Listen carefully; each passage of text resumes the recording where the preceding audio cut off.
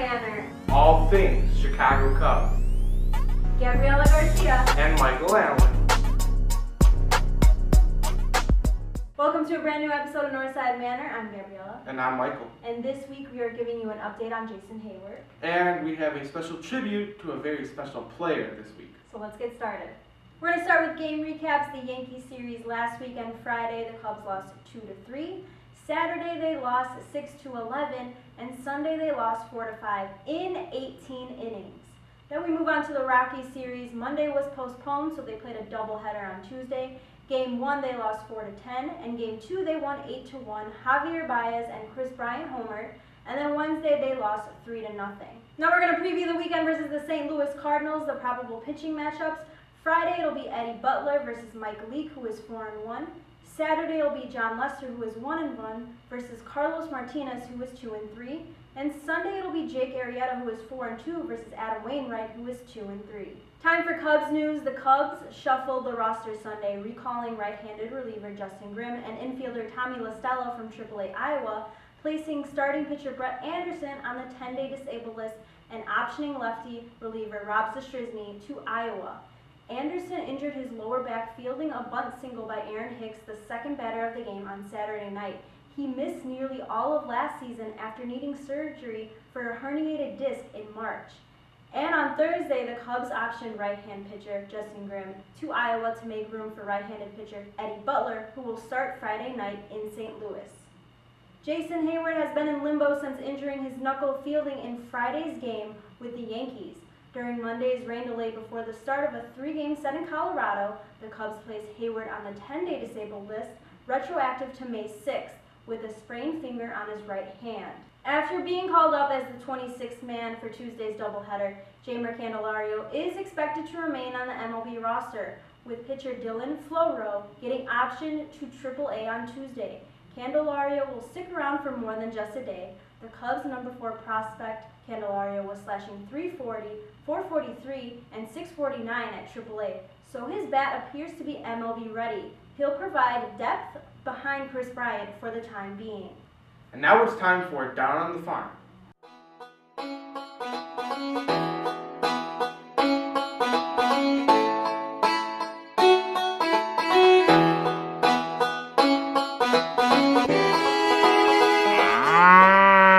So this week we're going to talk about Eddie Butler. He was just called up to start on Friday night in St. Louis. He has a 1.17 ERA with AAA Iowa, only 4 earned runs, and he can be the next Jake Arrieta project for Chris Bosio. Yeah, Chris Bosio thinks that a change of scenery from Colorado to Chicago will be huge for Eddie Butler, just like it was from Baltimore for Jake Arrieta. And we've already seen slight changes in his game with Iowa. I mean, a 1.17 ERA, and it's the first month. Going into the second month of baseball is outstanding, plus only 4 earned runs. That's ridiculous, and that's really good for not just a minor league pitcher, but for any pitcher. So coming into tonight's game, Friday night, it's going to be a lot of fun seeing how he is, seeing how he works with the catchers and all the other pitchers, and especially with Chris Bosio.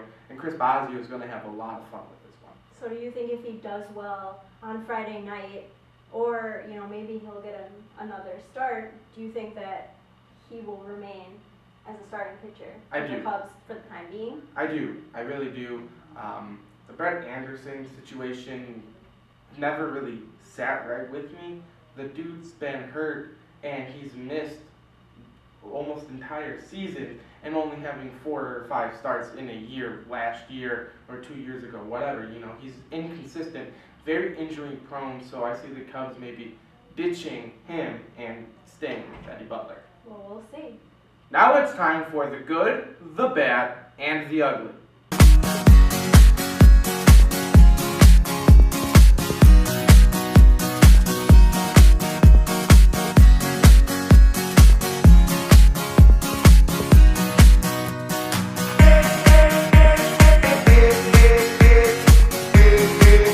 Starting off with the good, Anthony Rizzo hit a home run Monday for kids and their families who are battling cancer. The Anthony Rizzo Family Foundation announced a $3.5 million commitment to create 2 endowed funds at the Ann and Robert H. Lurie Children's Hospital of Chicago. The Hope 44 Indebto Fund will provide grants on a case-by-case basis for families facing financial hardships due to unexpected needs resulting from child's treatment for cancer. These expenses include, but are not limited to, insurance, co-pays, meals, parking, rent, utility bills, and child care for siblings. Skipping the bad this week and going straight to the ugly, and that is New York Mets pitcher Matt Harvey. Was suspended. Apparently he had a migraine, miscommunications, a whole bunch of stuff. But this isn't the first time we've seen this from the Dark Knight. He's had issues in the clubhouse for the past couple of years now. And the question that has come up this week through a lot of sources is, Matt Harvey going to the minors? Will a demotion show him, hey, you need to stop acting around and, show people who you really are, which is an elite pitcher. But as of right now, Matt Harvey is acting like a child. Now, it's around the league news. The Major League Baseball draft is set to begin Monday, June 12th, when the draft officially begins at 7 p.m. The Minnesota Twins will be on the clock as they hold the number 1 pick for the first time since 2001, when they used the selection to choose 6-time All-Star Joe Mauer. The Twins will be followed up by the Reds, Padres, Rays, and Braves, rounding out the top 5 picks. The Mets have transferred Noah Syndergaard, who suffered a partial tear of his right lat muscle, from the 10-day disabled list to the 60-day disabled list to make room for the 40-man roster for left-handed pitcher Adam Wilk.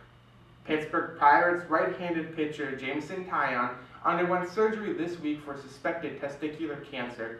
Orioles closer Zach Britton recently returned from the disabled list, but then was quickly right back on it again with a left forearm strain. Britton will be sidelined for 45 to 60 days. New York Mets closer Jarius Familia was diagnosed with arterial clot in his right shoulder. And very sad news that we didn't talk about, but Padres have acquired Matt Caesar. Very, very sad. Gonna miss him. He was a great player, great bench player, and he was the true meaning of what it is to be a Chicago Cub. And best of luck to Matt and his family, who will be having a lot of fun in San Diego. And for this week's Twitter poll, we asked, if you're worried about the Cubs, what are you most worried about? Pitching, defense, or offense? So pitching got 77% of the votes, defense got 6% of the votes, and offense got 17% of the votes. Are you surprised by the results? A little. I think I voted for the offense. I want to see these bats come alive quickly and not having it be the 8th or 9th inning when you're down 2 runs and then you go into extra innings. Getting our hopes up. Yeah. I want them to see them come alive often and early, as quick as possible. Yeah, I'm actually surprised pitching. I knew that one was going to win, but I didn't realize it was going to win by that much, because I know that there's a lot of errors happening on the Cubs defense, and Kyle Schwarber maybe not making those sliding plays on the outfield, or Javi Baez not being able to get him to throw in to second, making a double play, all that. So I'm pretty surprised that it's so far that they won by a landslide. Yeah. So, but I do agree that pitching. It is a big issue. It really is. Issue, yes. And hopefully Eddie Butler can help relax some of these Cubs starters, and we see a gem of him, and hopefully not just one start, but for hopefully the rest of the year. And the best part of baseball, I think, is the trade deadline, and hopefully the Cubs can acquire some pitching talent, Chris Archer, and we see a change in this pitching staff. I mean, last year they were almost number 1 in everything, and every single guy had career years, maybe minus Jake Arrieta, because 2 years ago was his career year. Yeah. But however, these guys they're bound to have this happen to them. They're bound to have some mistakes. They're bound to not be on their game 100% just because of how these past 2 years have been. So I was expecting it, but not to this extent. Well, it's only May, So we'll see how the summer goes and Yes. hopefully the fall. Perks of the baseball season. Exactly.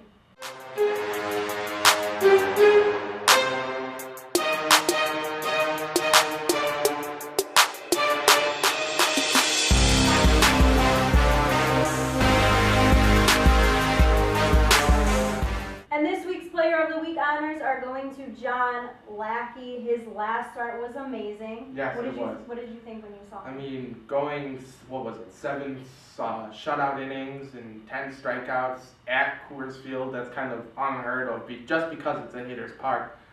He's very deserving of your pick of Player of the Week. And I like seeing John Lackey be the star of this Cubs rotation just because of the big names that are on it. Oh yeah, definitely. But we'll see how the rest of the season goes for the rest of the pitching staff. Mentioned it earlier in the episode, and this week's Play of the Week is going to one of the greatest players of all time. And since Derek Jeter's number will be retired this weekend, we are dedicating Play of the Week to some of his greatest plays. Check them out. Season, so you're not going to run, you're not going to hit and run, you got to wait for a gapper. That is fair, down the right field line. Giambi on his way to third, and they're going to wave him around. The throw misses a cutoff man, shot to the plate, out of the plate. And the 1-1, a high pop, off third foul. Brocious and Jeter are there. Jeter makes the catch and falls into the crowd. And he's out. Everything pushed back 1 week after September the 11th, pushing the postseason back, and now officially into November as Derek Jeter bats with 2 out, nobody on. Jeter hits it into right, back at the wall, game over. Yankees win and the series is tied. 1-2. He loops out to left field. Going to be a tough play. Jeter on the run, makes the play, and flies into the stands. Oh, what a play by Derek Jeter!